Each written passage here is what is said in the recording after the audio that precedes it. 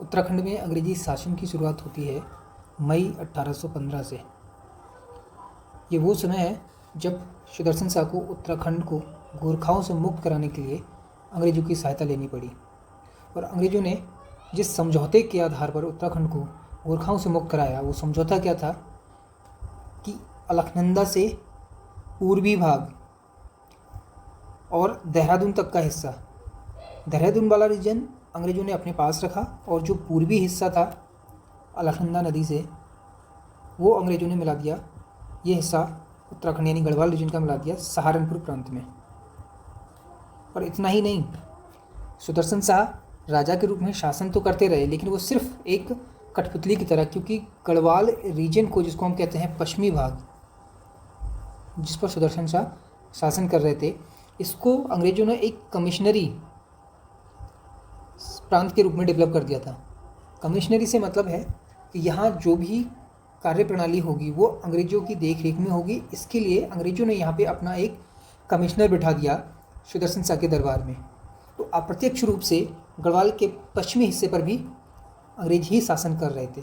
हाँ, अगर इसमें कुछ अच्छा हुआ तो वो ये कि उत्तराखंड की जनता, जो कि गोरखाओं के शासन से त्रस्त थी, क्योंकि गोरखाओं ने बहुत ज़्यादा अत्याचार किया था, तो इस अत्याचार की वजह से उत्तराखंड की जनता कुछ शकून में थी। क्योंकि होता है ना, एक बड़े दुख के बाद जब उससे छोटा दुख आता है तो चीज़ें थोड़ी आसान लगती हैं। वैसा ही हुआ उत्तराखंड में। उत्तराखंड पहले से ही गढ़वाल और कुमाऊं दो हिस्सों में बटा था।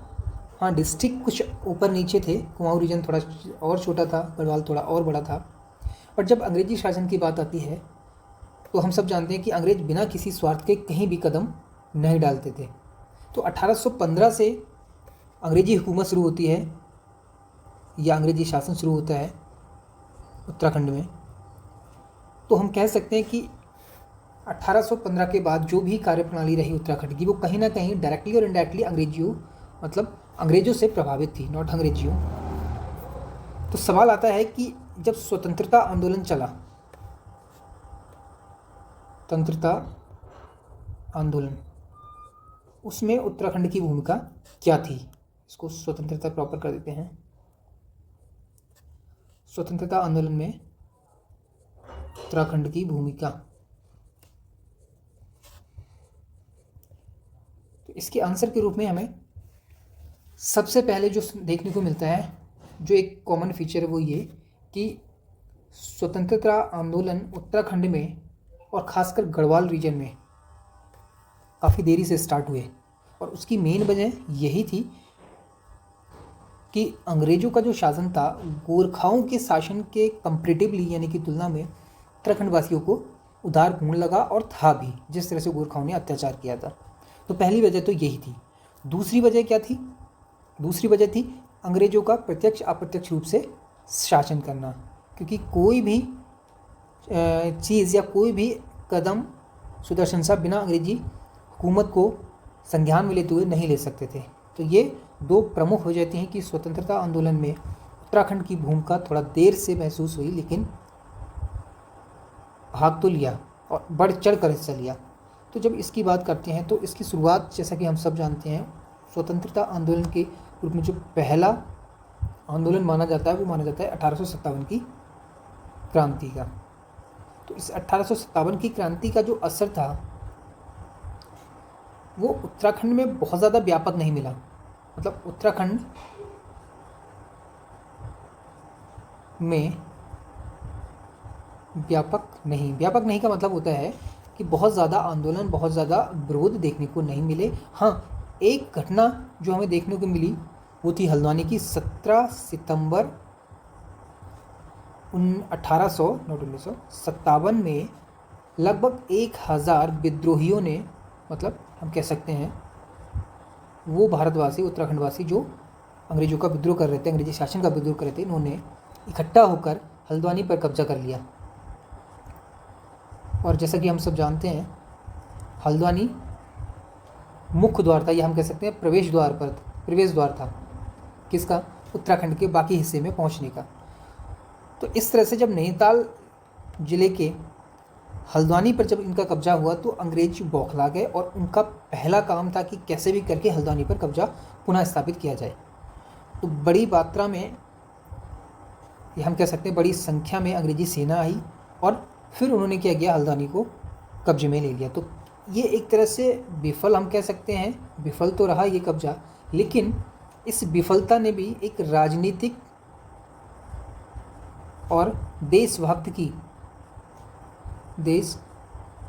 की विचारधारा को जन्म दिया। और हम कह सकते हैं विचारधारा को जन्म दिया, जन्म तो नहीं कह सकते बट कह सकते हैं एक तरह से बढ़ावा दिया, क्योंकि जन्म तो पहले ले चुकी थी चीज़ें, तभी ये रूप में आया। तो हम कह सकते हैं विचारधारा को बढ़ावा दिया।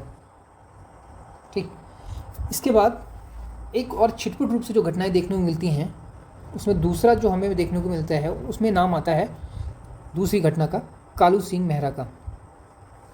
और ये काफ़ी फेमस हैं क्योंकि कालू सिंह मेहरा के बारे में बताया जाता है कि इनको उत्तराखंड का प्रथम स्वतंत्रता सेनानी का खिताब मिला है।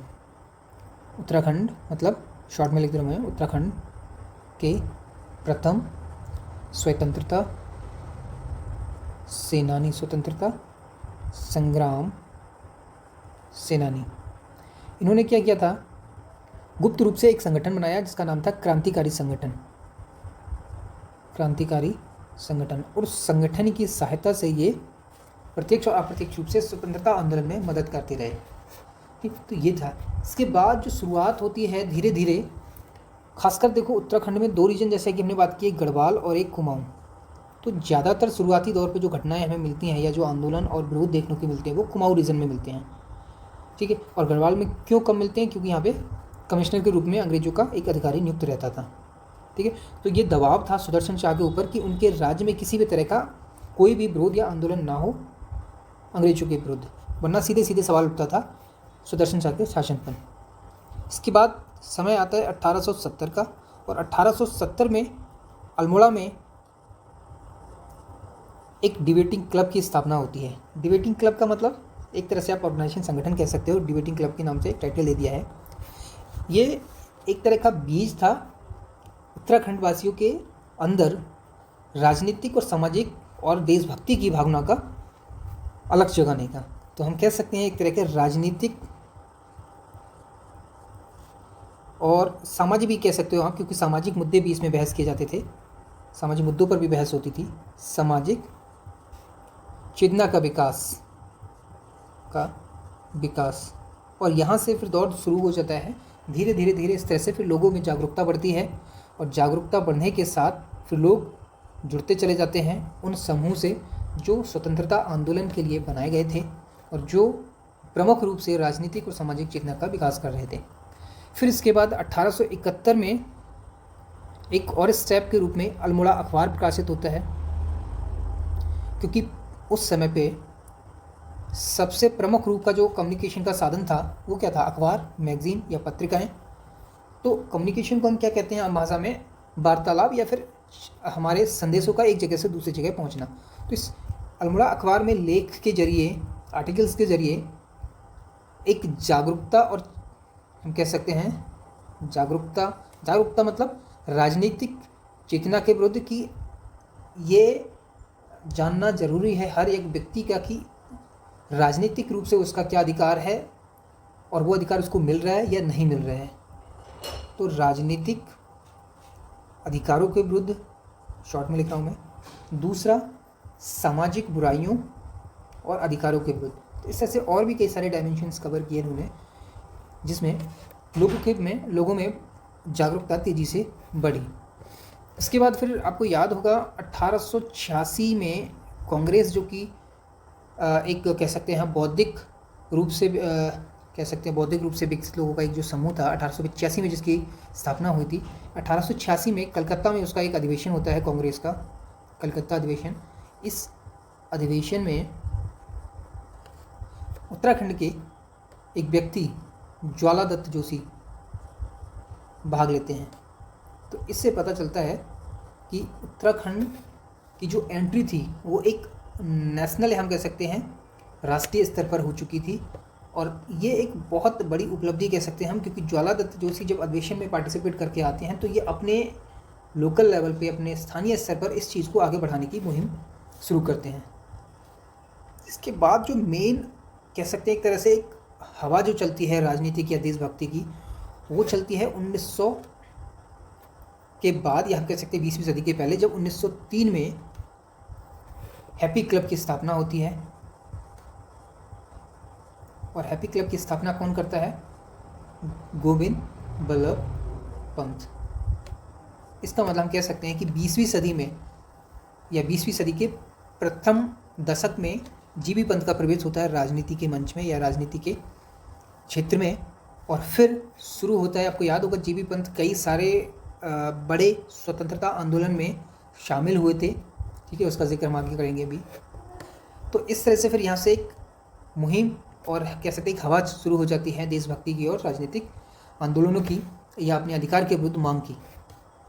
फिर और इसके बाद अगर हम देखें कि 1903 के बाद, जब आपको याद होगा 1905 में बंगाल विभाजन हुआ था। बंगाल विभाजन में क्या था?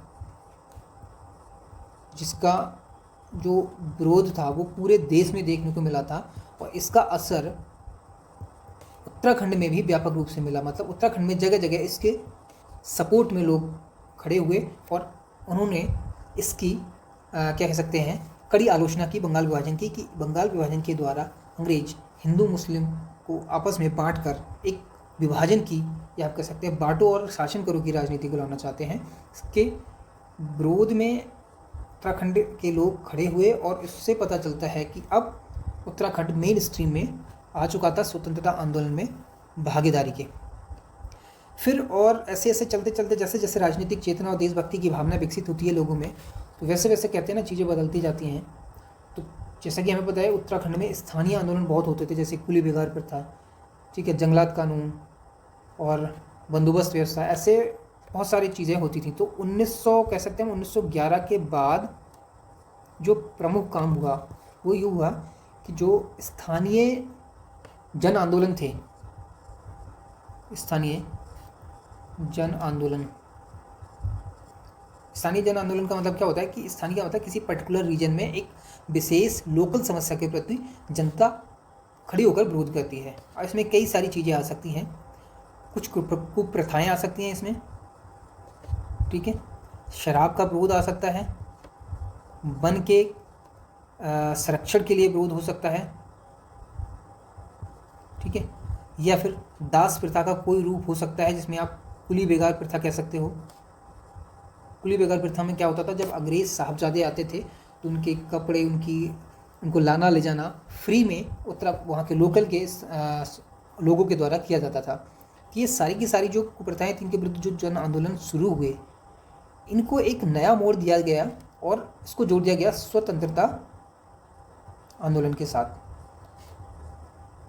मतलब ये कि अब स्थानीय जन आंदोलन केवल सिर्फ स्थानीय ना होकर एक राष्ट्रीय रूप ले चुके थे। और इसका फ़ायदा ये हुआ क्योंकि लोगों में जागरूकता फैली और लोग समझे कि वास्तव में ये जो भी चीज़ें हैं, कुप्रथाएँ या जो भी गलत चीज़ें, गलत कानून हो रहे हैं, उसके लिए कहीं ना कहीं प्रत्यक्ष और अप्रत्यक्ष रूप से अंग्रेजी शासन ही जिम्मेदार है। क्योंकि कोई भी रूल, कोई भी कानून आखिरकार अंग्रेजी शासन ही बनाते हैं, चाहे वो सीधे सीधे बनाएं या फिर अप्रत्यक्ष रूप से बनवाए गए हों।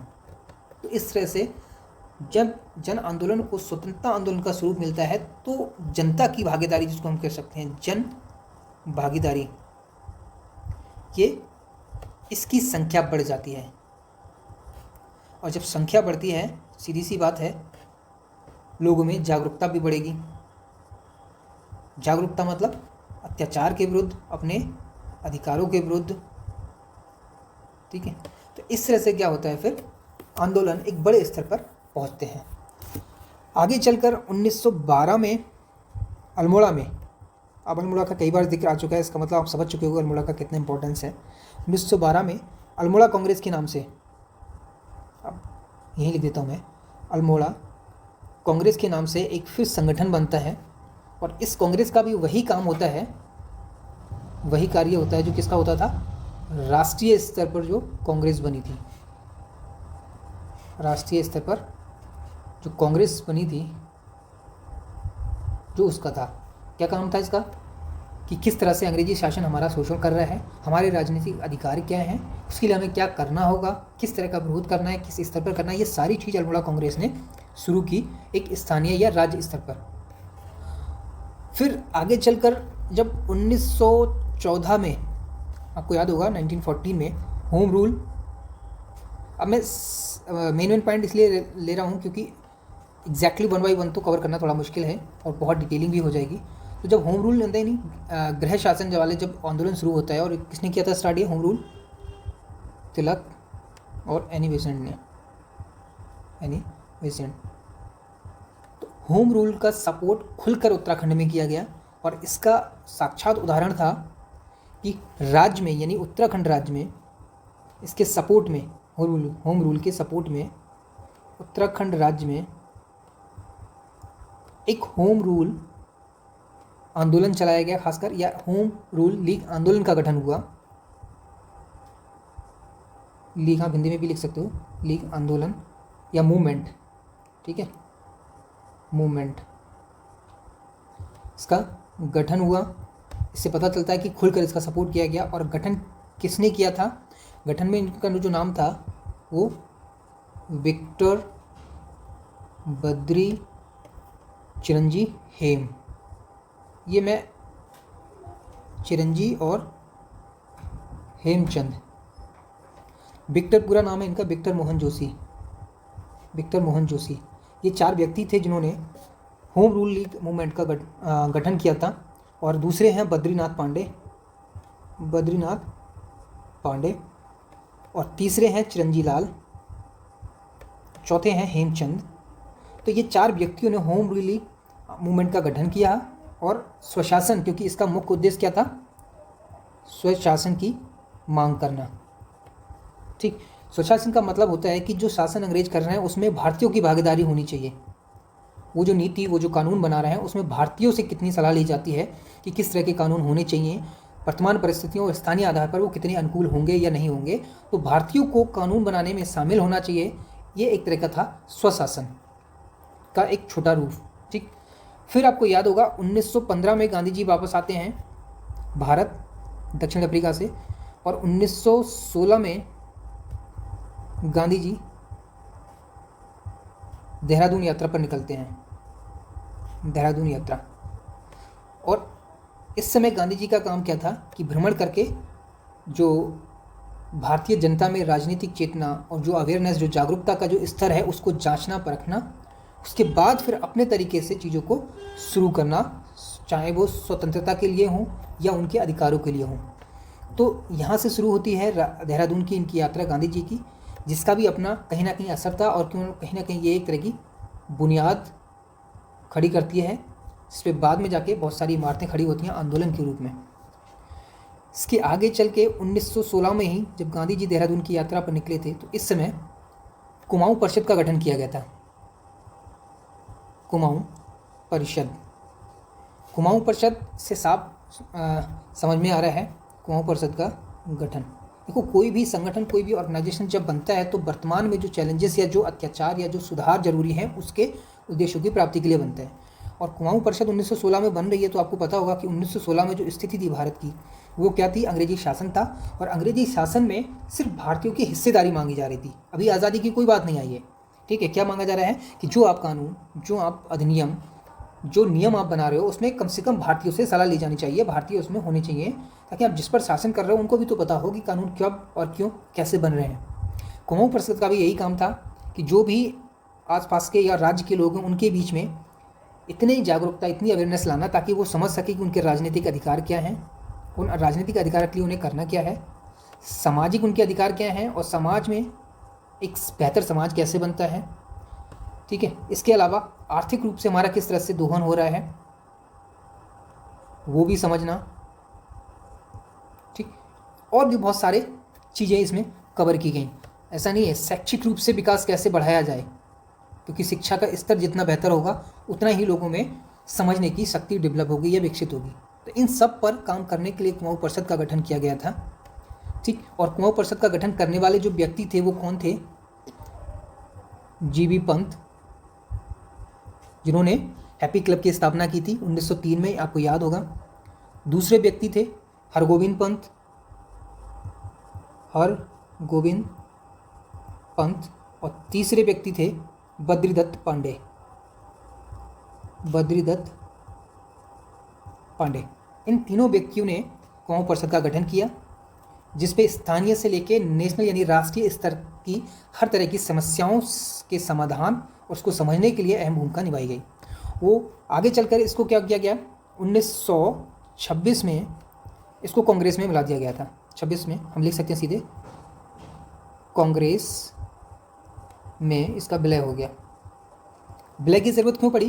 क्योंकि 1926 आते आते जो जागरूकता और आंदोलन के विरोध का जो स्तर था वो इस लेवल पे पहुंच गया था कि अब अलग अलग गुट की ज़रूरत नहीं थी, क्योंकि राष्ट्रीय कांग्रेस, जिसको हम कांग्रेस कहते हैं, जिसका 1885 में गठन हुआ था, उसका प्रवेश पूरी तरह से उत्तराखंड में लोगों के बीच में हो चुका था।